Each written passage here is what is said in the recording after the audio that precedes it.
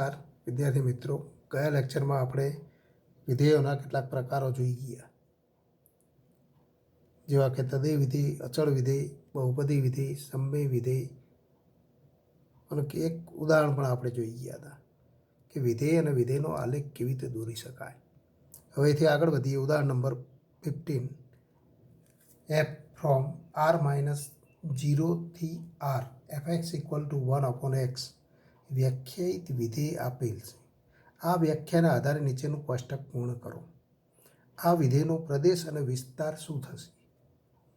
તો અહીંયા આપણે જોઈએ, સૌપ્રથમ તો આ કોષ્ટક પૂર્ણ કરીએ કે એક્સની કિંમત આપણને આપેલી છે ત્યારે તો y = 1/x. તો એનો વ્યસ્ત મેળવવાનો છે. x = -2 તો y = -1/2, એટલે કે 0.5 પણ લખી શકાય. -1.5 તો -1.5 એક્સની કિંમત -1.5 એટલે કે -3/2. -3/2 તો અહીંયા આપણને કિંમત મળે y = 2/3. એ જ રીતે x = -1 તો y = 1/-1 એટલે કે -1. એ જ રીતે -0.5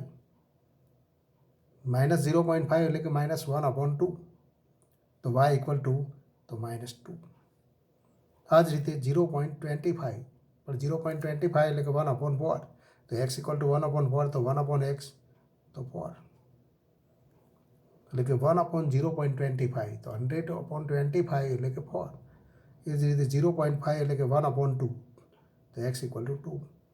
એ જ રીતે 1 માટે તો 1.5 એટલે કે 3/2 તો 2/3 અને 2 તો 1/2. તો આ પ્રમાણે આપણને કિંમતો મળે. તો કોષ્ટક આ રીતે પૂર્ણ કરી શકાય. હવે મળતી કિંમતોના આધારે તો વિધેયનો વિસ્તાર નક્કી કરી શકાય. વિધેયના પ્રદેશગણમાં રહેલા ઘટકો માટે પ્રતિબિંબ કયું મળે? એ પ્રતિબિંબનો ગણ એ વિસ્તાર ગણ. પણ એના માટે આપણે તો અહીંયા કહી શકીએ કે પ્રત્યેક x ∈ r-0, પ્રત્યેક x ∈ r-0 તો પ્રદેશગણમાં હોય એવા ઘટકો માટે તો પ્રતિબિંબ મેળવવું પડે. અહીંયા આપણે કહી શકીએ કે જે ઘટક આગળ વિધેયનું મૂલ્ય વ્યાખ્યાયિત થાય એ વિધેયનો પ્રદેશગણ. તો અહીંયા પ્રદેશગણ તો આપણને f r-0 થી rનું વિધેય આપેલું છે. તો અહીંયા આપણે કહી શકીએ કે અહીં f ફ્રોમ r-0 થી rનું વિધેય હોવાથી આપણે કહી શકીએ fનો પ્રદેશગણ તો પ્રદેશગણ r-0. તો વિધેય fનો પ્રદેશગણ તો આપણે સીધો નક્કી કરી શકીએ છીએ કે r-0 એ એનો પ્રદેશગણ. પણ હવે વિસ્તાર કેવી રીતે મેળવીશું? તો આપણે કહી શકીએ કે પ્રત્યેક x ∈ r-0 માટે તો 1/x નું મૂલ્ય ક્યાં મળે? 1/x તો ક્યાં મળે? 1/x ની કિંમત તો ક્યાં મળશે? તો એ મળતો ગણ એ વિસ્તાર ગણ થાય. કારણ કે વિધેયનો વિસ્તાર ગણ RF = આપણે લખી શકીએ કે એવા ઘટક fx તો fxનું મૂલ્ય fxનો ગણ કે જ્યાં તો x ∈ તો df વિધેય fનો પ્રદેશગણ. પ્રદેશગણ એટલે કે તો x ∈ A. આપણે પ્રદેશગણ એ લખીએ છીએ. એનો અર્થ કે અહીંયા આપણે લખી શકીએ = fx તો fx કે જ્યાં x ∈ r-0 પણ fx એટલે કે 1/x તો 1/x કે જ્યાં તો x ∈ r-0. તો અહીંયા આપણે શરૂઆત જ કરેલી કે x ∈ r-0 હોય તો એના માટે 1/x નું મૂલ્ય તો ક્યાં મળે? કયા ગણમાં મળે? તો એ તમામ ઘટકોથી બનતો ગણ એ વિધેયનો વિસ્તાર ગણ થાય. તો x 0 નથી અને x ∈ r તો 1/x પણ rનો ઘટક થાય. તો પ્રત્યેક શૂન્યતર ઘટક માટે એનો વ્યસ્ત મળે અને એ વ્યસ્ત એ rમાં જ મળે. અને તો એ rનો કોઈ પણ ઘટક શૂન્યતર ઘટક હોઈ શકે, તો rનો કોઈ પણ શૂન્યતર ઘટક હોઈ શકે. અને માટે આપણે કહી શકીએ કે આપણે જાણીએ છીએ કે પ્રત્યેક શૂન્યતર વાસ્તવિક સંખ્યા માટે વ્યસ્ત ઘટક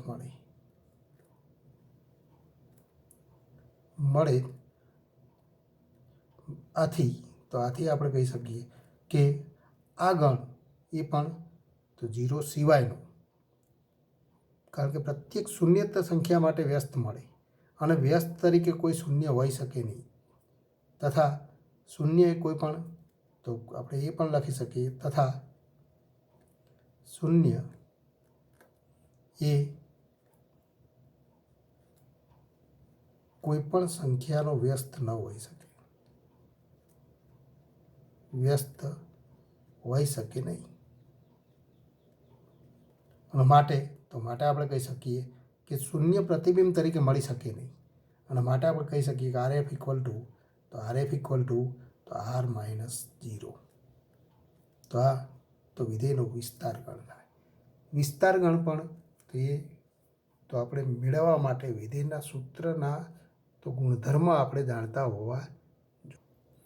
અહીંયા આપણે વિધેયનો વિસ્તાર એ બીજગણિતની રીતે મેળવેલો, આલેખની રીતે પણ મેળવી શકાય. વિધેયનો આલેખ મેળવીએ તો fx ઇક્વલ ટુ 1/x, તો એના માટે આલેખ મેળવીએ તો અહીંયા તો fx ઇક્વલ ટુ જે આપણે વિધેય લખેલું જ છે, એટલે ફરી એનો પ્રદેશ અને સાપ્રદેશ નહીં લખીએ, પણ 1/xનો આલેખ, જે x નોટ ઇક્વલ ટુ 0. તો એના માટે તો આવું કોષ્ટક બનાવીને આપણે ગણતરી કરી શકીએ. 0 સિવાયની તમામ કિંમતો માટે તો એના મૂલ્ય મળે, તો એનો આલેખ આપણે અહીંયા દોરીએ તો એ આલેખ પણ ખૂબ મહત્ત્વનો છે. તો એ આલેખ આપણે આ પ્રમાણે દોરી શકીએ કે x અક્ષ અને y અક્ષ લઈએ, y અક્ષ લઈએ, x અક્ષ લઈએ.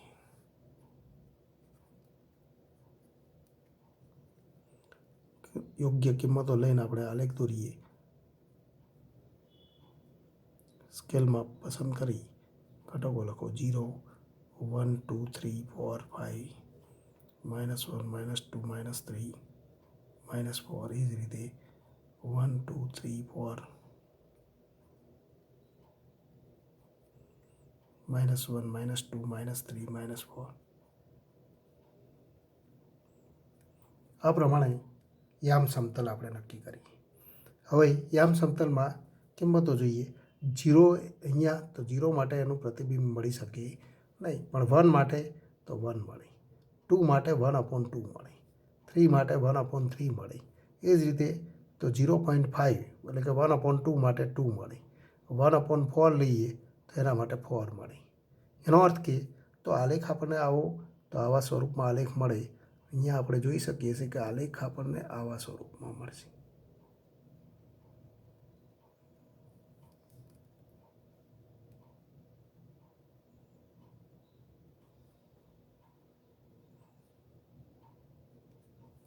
એ જ રીતે અહીંયા પણ આલેખ આપણે દોરીએ તો એ આલેખ પણ તો આ જ સ્વરૂપે આપણને મળે.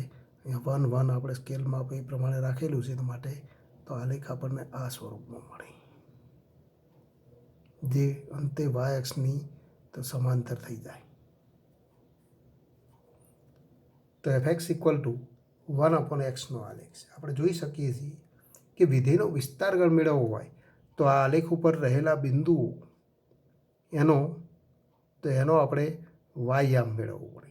વાયામ તરીકે 0 સિવાયની બધી જ સંખ્યાઓ મળે. જુઓ, કારણ કે આ અનંત સુધી અંતર સુધી જશે, આ પણ અનંત અંતર સુધી જશે. માટે તો દરેક ઘટક તથા દરેક ઘટક માટે મૂલ્ય મળે, અને મૂલ્ય મળે તો એ 0 સિવાયનું મળે. માટે આપણે કહી શકીએ આલેખ ઉપરથી વિધેયનો વિસ્તાર ગણ R -0 છે, એ આપણે જોઈ શકીએ.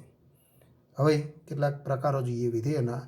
તો વિધેયોના બીજા પ્રકારો, વિધેયોના પ્રકારો, કેટલાક વિશિષ્ટ પ્રકારો આપણે જોઈ ગયા.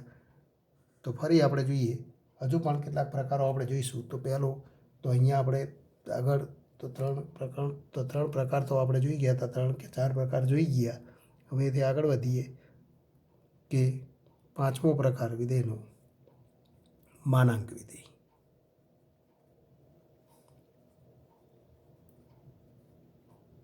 Modulus function. મોડ્યુલસ ફંક્શન્સ એટલે કે માનાંક વિધેય પ્રત્યેક તો વાસ્તવિક કિંમત માટે અને તો વાસ્તવિક સંખ્યા માટે એના માનાંકનું મૂલ્ય મેળવી શકાય. પ્રત્યેક વાસ્તવિક સંખ્યા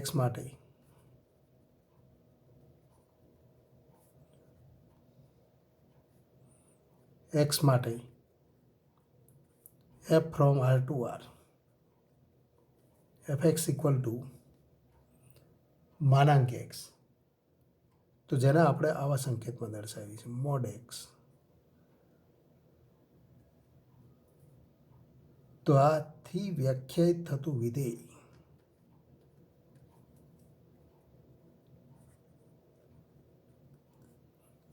એ પ્રત્યેક 0 અથવા 0થી મોટી એટલે કે પ્રત્યેક અનઋણ વાસ્તવિક સંખ્યાને એ જ સંખ્યા સાથે સાંકળે. જ્યારે ઋણ વાસ્તવિક સંખ્યાને તો વિધેય એ પ્રત્યેક અનઋણ વાસ્તવિક સંખ્યાને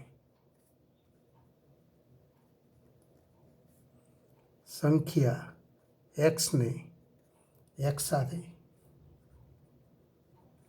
તથા પ્રત્યેક ઋણ વાસ્તવિક સંખ્યા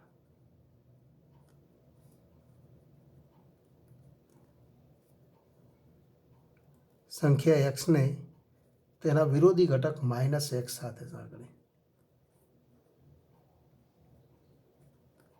એટલે કે એને ટૂંકમાં આપણે લખી શકીએ, એટલે કે એને સંકેતમાં આ પ્રમાણે લખી શકાય કે માનાંક એક્સ ઇક્વલ ટુ એક્સ જ્યારે એક્સ એ ગ્રેટર ધેન ઇક્વલ ટુ 0 હોય, અને ઇક્વલ ટુ માઇનસ એક્સ કે જ્યારે એક્સ એ લેસ ધેન 0 હોય. તો આ માનાંક એક્સની વ્યાખ્યા, તો આ માનાંક વિધેયની વ્યાખ્યા છે. અને માનાંક વિધેયના આધારે એનો આલેખ દોરવામાં આવે તો આપણે આલેખ દોરી શકીએ છીએ કે અહીંયા આપણે જોઈ શકીએ છીએ કે ધન કિંમત માટે તો એનો આલેખ આ પ્રમાણે આપણે દોરી શકીએ. અહીંયા તો સીધે સીધા આપણે કોષ્ટક બનાવ્યા સિવાય તો આલેખ દોરીશું. યોગ્ય સ્કેલમાં આપણે અંતર લઈએ 1 2 3, અહીંયા -1 -2 -3, અહીંયા 1 2 અને 3. તો આપણે દોરી શકીએ કે 1 માટે 1 મૂલ્ય મળે, 2 માટે 2, 3 માટે 3.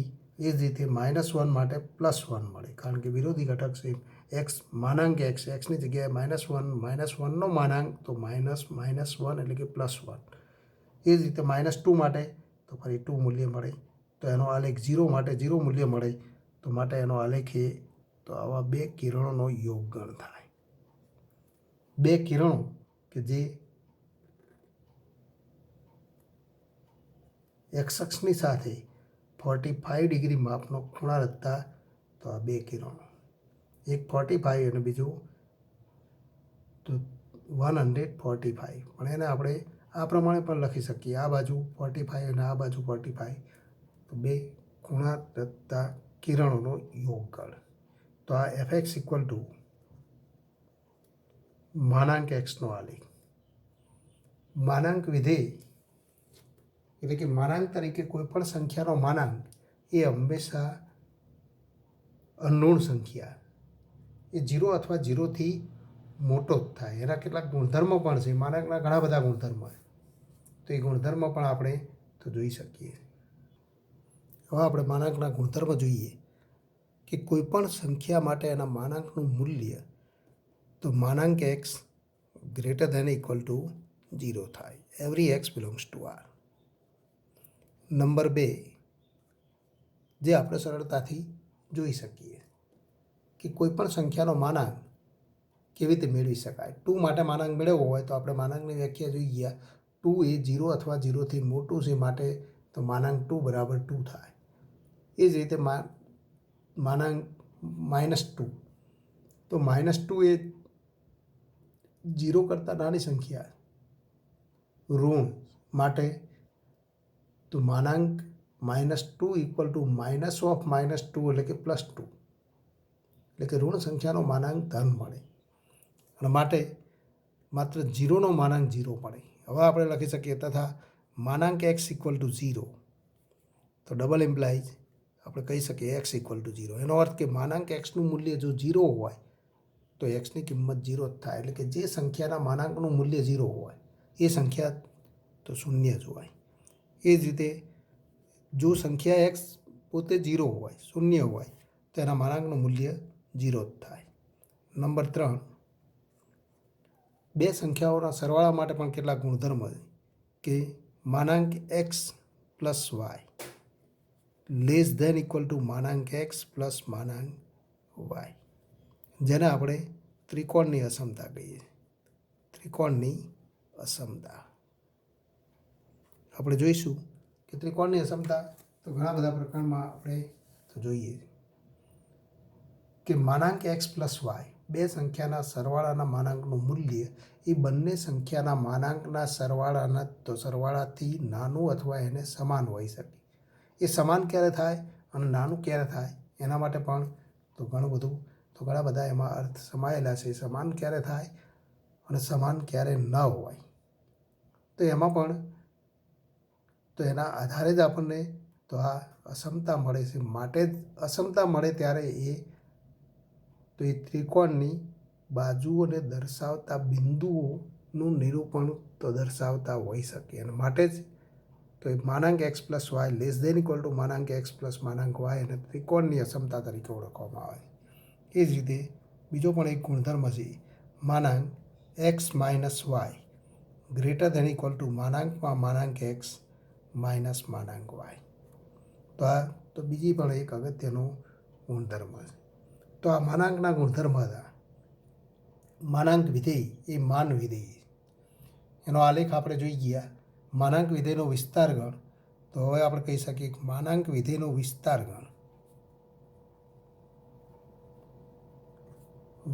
ગણ કયો થશે તો એ વિસ્તાર ગણ મેળવવા માટે તો પ્રત્યેક x બિલોંગ્સ ટુ r માટે આપણે કહી શકીએ કે માનાંક xનું મૂલ્ય કેવું મળે તો ગ્રેટર દેન ઇક્વલ ટુ 0.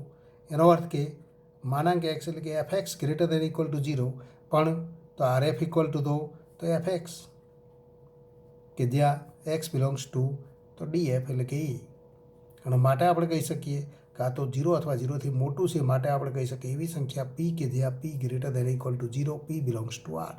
તો p બિલોંગ્સ ટુ r એ વિધેયનો વિસ્તાર ગણ થાય. એને આપણે બીજા સ્વરૂપમાં લખી શકીએ કે તો r પ્લસ યોગગણ 0 પણ કહી શકાય. તો આ વિધેયનો વિસ્તાર ગણ થાય r પ્લસ યોગગણ 0 અથવા એને ગણ સ્વરૂપે આ પ્રમાણે પણ લખાય. એના અંતરાલ સ્વરૂપે પણ લખાય close interval 0 to infinity close 0 to open infinity તો એ વિધેયનો વિસ્તાર ગણ થાય. તો માનાંક વિધેયનો વિસ્તાર ગણ તો આ સૂત્રથી આપણે મેળવી શકીએ. માનાંક x greater than equal to 0 0 અથવા 0થી મોટી તમામ સંખ્યાઓ એ ક્લોઝ 0 ટુ ઇન્ફિનિટી તો દર્શાવે. હવે એથી આગળ વધીએ તો એથી આગળ તો ફરી તો આપણે છઠ્ઠો પ્રકાર જોઈએ. વિધેયનો છઠ્ઠો પ્રકાર ચિહ્ન વિધેય.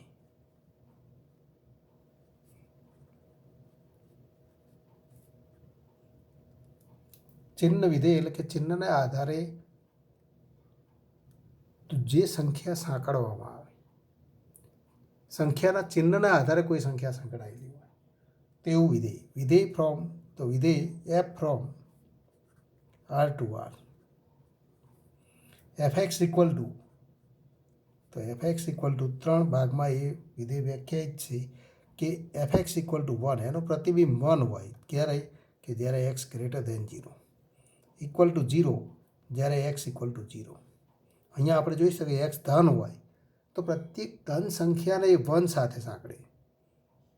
0 ને 0 સાથે, 0 ને 0 સાથે અને તો x લેસ ધેન 0 ઋણ સંખ્યાના -1 સાથે સાંકળતું વિધેય અને માટે જ એને આપણે ચિહ્ન વિધેય સિગ્નમ ફંક્શન તો સિગ્નમ ફંક્શન કહીએ છીએ. ચિહ્ન વિધેય એટલે કે ચિહ્નના આધારે પ્રતિબિંબ આપતું વિધેય.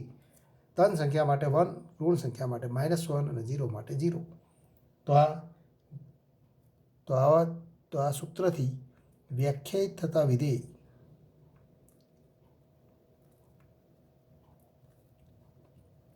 વિધેયને ચિહ્ન વિધેય કહેવાય.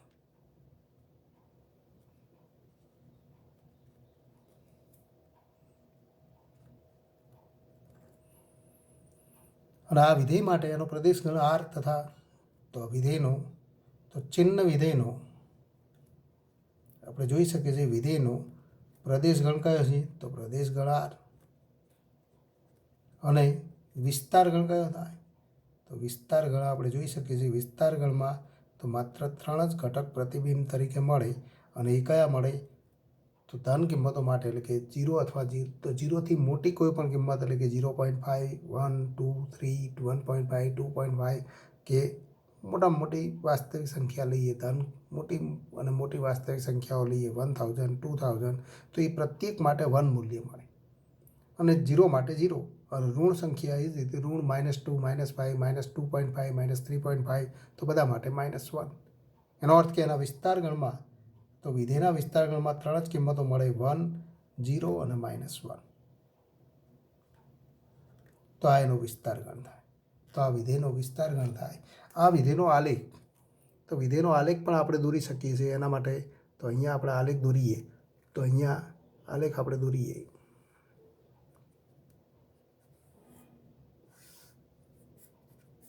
એક્સ અક્ષ, આ વાય અક્ષ લઈએ, અહીંયા તો 1, આ 0 અને -1. તો આપણે જોઈ શકીએ છીએ કે ધન કિંમત 0 કરતાં મોટી કોઈ પણ કિંમત લઈએ, 0.1 લઈએ તો 1, 1 માટે 1, 2 માટે તો 1 મૂલ્ય, 3 માટે તો 1 મૂલ્ય, 4 માટે પણ તો 1 મૂલ્ય. એનો અર્થ કે તો અહીંથી આપણે કહી શકીએ કે આ બાજુ આલેખ આપણને મળશે. પણ 0 માટે 1 નથી, તો આ બિંદુ આલેખ ઉપરનું બિંદુ નથી. પણ 0 માટે 0 0, તો એ બિંદુને આપણે ગેરો બિંદુ કરીશું. અને 0 માટે -1 નથી, પણ ઋણ કિંમતો લઈએ, -1 -2 -3, તો -1 માટે -1, -2 માટે -1, -3 માટે -1, પણ 0 માટે -1 નથી. તો અહીંયા તો બીજી આપણને એક કિરણ મળી.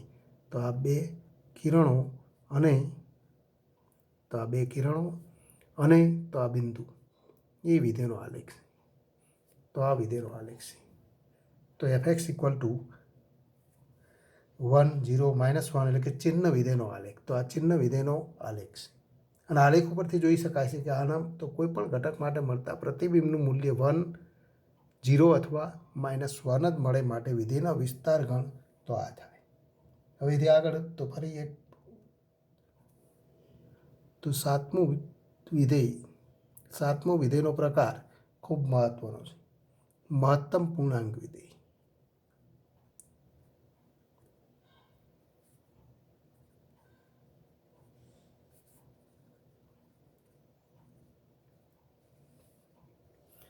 તો ગ્રેટેસ્ટ ઇન્ટીજર ફંક્શન, મહત્તમ પૂર્ણાંક વિધેય, તેને પૂર્ણાંક ભાગ વિધેય પણ તરીકે ઓળખવામાં આવે છે. એને તો કોઈ વાર પૂર્ણાંક ભાગ વિધેય,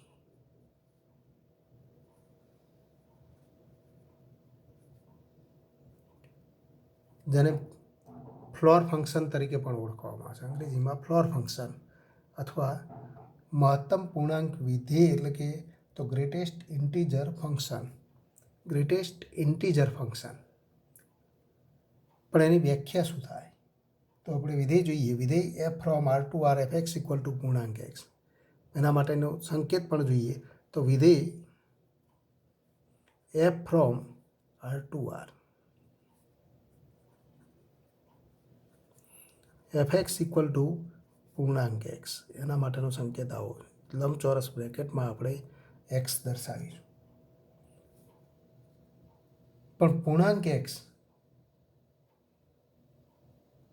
તો એ શું દર્શાવે? તો fx = પૂર્ણાંક x, વંચાય પૂર્ણાંક x. પણ જ્યાં આપણે લખી શકીએ પૂર્ણાંક x એ, તો એ શું દર્શાવે? પૂર્ણાંક x = તો x belongs to x એ આરનો ઘટક હોય ત્યારે પૂર્ણાંક x એ તો xથી નાના, આમ તો આપણે કહી શકીએ xથી નાના હોય અને xને સમાન હોય એવા તમામ પૂર્ણાંકોમાં મોટામાં મોટો પૂર્ણાંક, એટલે કે તો સંખ્યા xથી નાના હોય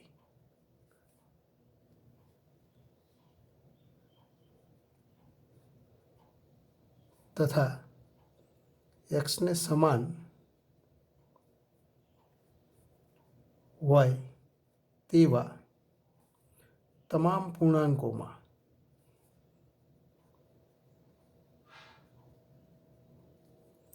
મોટામાં મોટો પૂર્ણાંક.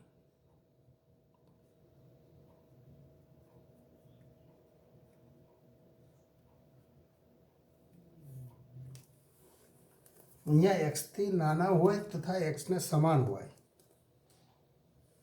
અહીંયા તથા આપણે લખ્યું છે, અથવા પણ લખી શકાય. એક્સથી નાના હોય અથવા એક્સને સમાન હોય તેવા તમામ પૂર્ણાંકોમાં બેમાંથી એક શરતનું પાલન થતું હોય. તથા નહીં લખીએ પણ અથવા લખીશું. અથવા તો એક્સથી નાના હોય એવા તમામ પૂર્ણાંકો અથવા એક્સને સમાન હોય તેવા તમામ પૂર્ણાંકોમાં મોટામાં મોટો પૂર્ણાંક. પણ એને ટૂંકમાં લખવું હોય તો એક્સથી મોટા ન હોય એટલે કે એક્સથી અધિક ન હોય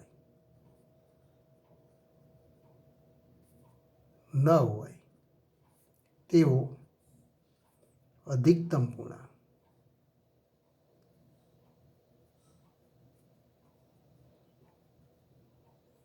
એક્સથી અધિક ન હોય એટલે કે એક્સથી મોટા ન હોય એવા તમામ ન હોય તેવો અધિકતમ એટલે કે એવા તમામ પૂર્ણાંકોમાં મોટામાં મોટો પૂર્ણાંક.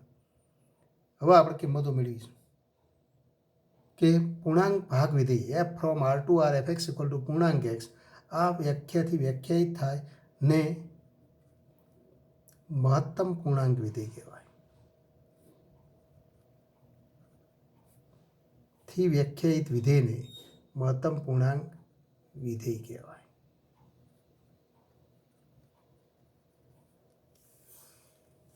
તો મહત્તમ પૂર્ણાંક વિધેય માટે કેટલાક ગુણધર્મો પણ છે. પહેલાં આપણે જોઈએ કે કોઈ પણ સંખ્યા લઈએ એના માટે મૂલ્ય તો આ પૂર્ણાંક ભાગ દ્વારા મળતું મૂલ્ય મેળવીએ.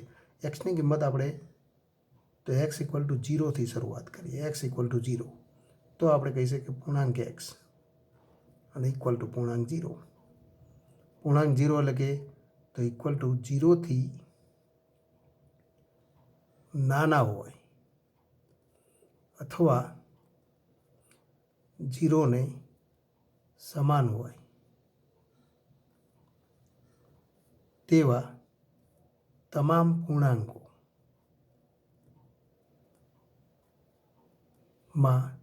મોટામાં મોટો પૂર્ણાંક.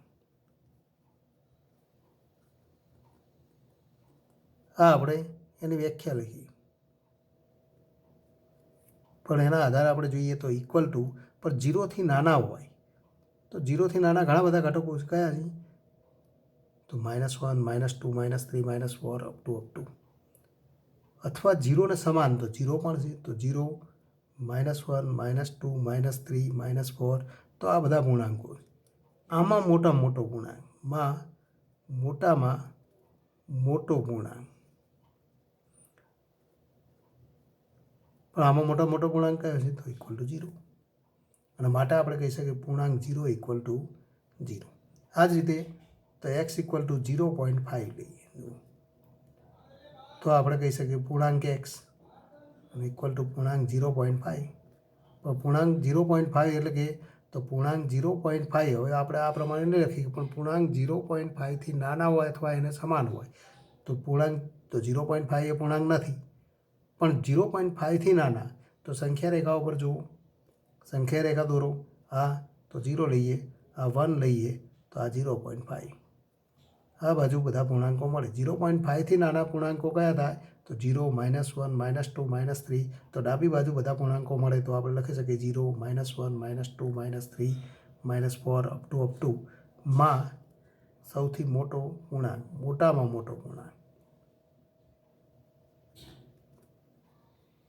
પણ આમાં મોટામાં મોટો પૂર્ણાંક કયો છે તો 0 અને માટે આપણે કહીએ 0.5 માટે પણ 0 મળે. આ જ રીતે તો એક્સ ઇક્વલ ટુ 0.7 લઈએ તો પણ તો પૂર્ણાંક તો 0.7 ઇક્વલ ટુ તો 0 મળે. એક્સ ઇક્વલ ટુ તો ફરીથી આગળ વધીએ એક્સ ઇક્વલ ટુ 0.9 લઈએ તો પણ તો એના માટે 0 મૂલ્ય મળે. એક્સ ઇક્વલ ટુ તો જો 0.99 લઈએ તો પણ તો પૂર્ણાંક 0.99 અને ઇક્વલ ટુ પણ 0 મળે. તો એક્સની કિંમત પૂર્ણાંક તો આપણે જુદી જુદી કિંમતો લઈએ.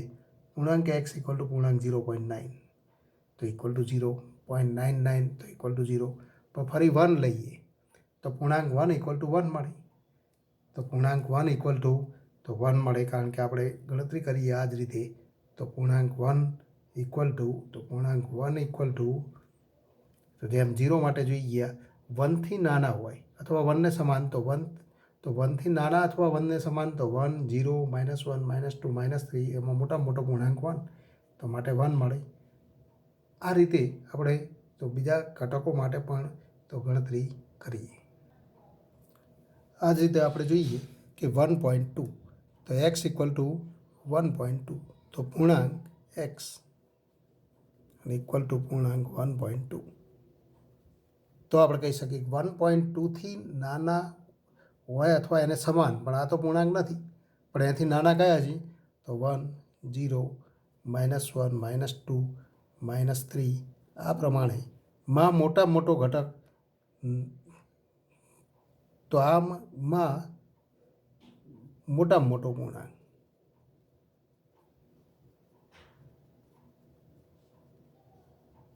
તો આ બધા મળતા પૂર્ણાંકોમાં મોટામાં મોટો પૂર્ણાંક તો 1 માટે આપણે કહી શકીએ 1.2 ઇક્વલ ટુ 1. એ જ રીતે એક્સ ઇક્વલ ટુ 1.3 તો પણ પૂર્ણાંક 1.3 ઇક્વલ ટુ 1 મળે. આ જ રીતે જો એક્સની કિંમત તો 1.9 લઈએ તો પણ તો આપણે કહી શકીએ પૂર્ણાંક 1.9 એટલે કે પૂર્ણાંક એક્સ ઇક્વલ ટુ 1 જ મળે. આમ ફરી 2 માટે તો ફરી એક્સ ઇક્વલ ટુ 2 લઈએ તો એક્સ તો પૂર્ણાંક એક્સ ઇક્વલ ટુ પૂર્ણાંક 2 ઇક્વલ ટુ તો 2 થાય. ફરી 2.5 લઈએ તો એના માટે પૂર્ણાંક તો 2 મળે. 2.7 લઈએ તો એના માટે પણ તો 2.7 માટે પણ પૂર્ણાંક તો એના પૂર્ણાંક ભાગનું મૂલ્ય તો કે મહત્તમ તો મહત્તમ પૂર્ણાંક વિધેયનું મૂલ્ય 2 થાય. આમ આપણે જોઈ શકીએ કે અહીંયા આપણે જોઈ ગયા કે એક્સની કિંમત 0 હોય અથવા 0થી મોટી હોય એટલે કે 0.5, 0.6, 0.7, 0.9, 0.99 પણ ક્યાં સુધી તો 1 કરતાં નાની હોય. એટલે કે જો તો આમ આપણે કહી શકીએ કે આમ જો 0 લેસ ધેન ઇક્વલ ટુ તો એક્સ લેસ ધેન 1 હોય તો ઇમ્પ્લાઇઝ પૂર્ણાંક એક્સ ઇક્વલ ટુ શું મળે તો ઇક્વલ ટુ 0 થાય.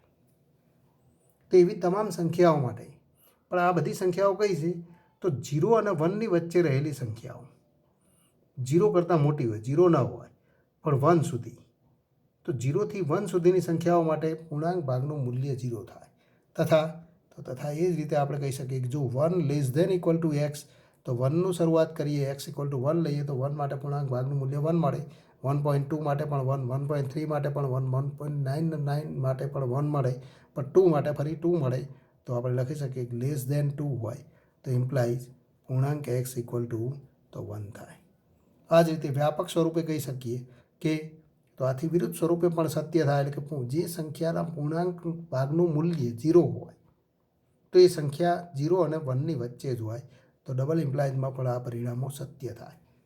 કે જે સંખ્યાના પૂર્ણાંક ભાગનું મૂલ્ય 1 હોય એ સંખ્યા ક્યાં હોય તો 1 અને 2ની વચ્ચે હોય અથવા 1ને સમાન હોય.